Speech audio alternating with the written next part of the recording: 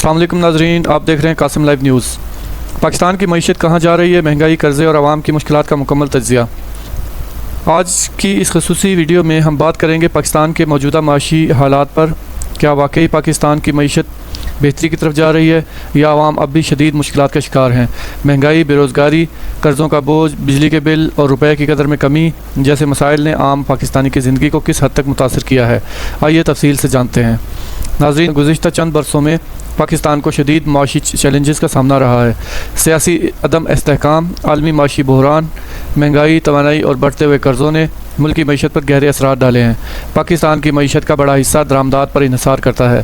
جب ڈالر مہنگا ہوتا ہے تو تیل، گیس، مشینری اور دیگر اشیاء کی قیمتوں میں بھی اضافہ ہو جاتا ہے، جس کا براہ راست اثر عوام پر پڑتا ہے۔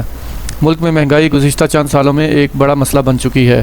آٹا، چینی، گھی، دودھ، سبزیاں اور دیگر ضروری اشیاء کی قیمتوں میں مسلسل اضافہ دیکھا گیا ہے۔ عام تنخواہ دار طبقہ اب اپنے ماہانہ اخراجات پورے کرنے میں مشکلات محسوس کر رہا ہے۔ کئی خاندان ایسے ہیں جنہوں نے اپنی روزمرہ ضروریات میں کمی کر دی ہے تاکہ بجلی، گیس اور دیگر بل ادا کر سکیں۔ پاکستانی روپے کی قدر میں مسلسل کمی نے معیشت پر گہرے اثرات مرتب کیے ہیں۔ جب ڈالر مہنگا ہوتا ہے تو درآمدی اشیاء کی قیمتوں میں بھی اضافہ ہو جاتا ہے۔ اس کا اثر صرف بڑے کاروبار پر نہیں بلکہ عام شہریوں پر بھی پڑتا ہے۔ موبائل فون سے لے کر گاڑیوں تک اور ادویات سے لے کر پیٹرول تک تقریباً ہر چیز مہنگی ہو جاتی ہے۔ پاکستان اس وقت اربوں ڈالر کی بیرونی قرضوں کا بوجھ اٹھا رہا ہے۔ ہر سال حکومت کو قرضوں کی واپسی اور سود کی مد میں بھاری رقم ادا کرنا پڑتی ہے۔ ماہرین کا کہنا ہے کہ اگر ملکی برآمدات میں خاطر خواہ اضافہ نہ ہوا تو قرضوں کا دباؤ مزید بڑھ سکتا ہے۔ پاکستان نے معاشی استحکام کے لیے بین الاقوامی مالیاتی ادارے یعنی IMF سے مختلف اوقات میں قرضے حاصل کیے ہیں۔ IMF کی شرائط کے تحت حکومت کو کئی سخت فیصلے کرنے پڑتے ہیں۔ بجلی اور گیس کی قیمتوں میں اضافہ، ٹیکسوں میں توسیع اور سبسڈی میں کمی انہی اقدامات کا حصہ ہوتے ہیں۔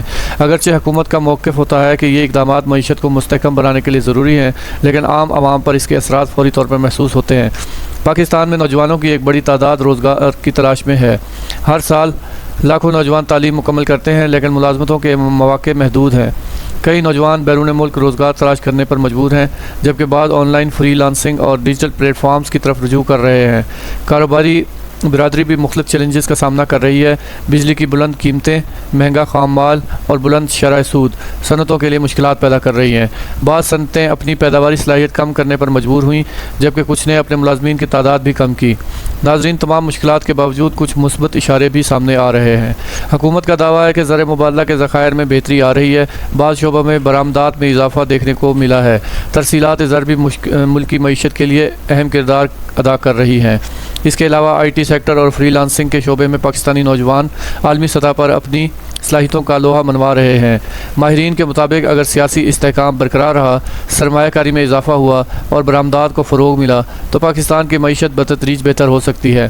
تاہم اگر بنیادی معاشی اصلاحات نہ کی گئیں تو مہنگائی اور قرضوں جیسے مسائل دوبارہ شدت اختیار کر سکتے ہیں۔ ناظرین، پاکستان کی معیشت اس وقت ایک نازک مرحلے سے گزر رہی ہے۔ ایک طرف حکومت معاشی استحکام کے دعوے کر رہی ہے، جبکہ دوسری طرف عام شہری مہنگائی اور بڑھتے ہوئے اخراجات سے پریشان ہیں۔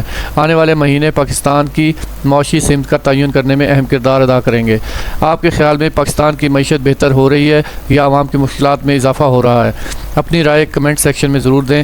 ویڈیو پسند آئے تو لائک کریں، شیئر کریں اور ہمارے چینل قاسم لائیو نیوز کو سبسکرائب کریں۔ اللہ حافظ۔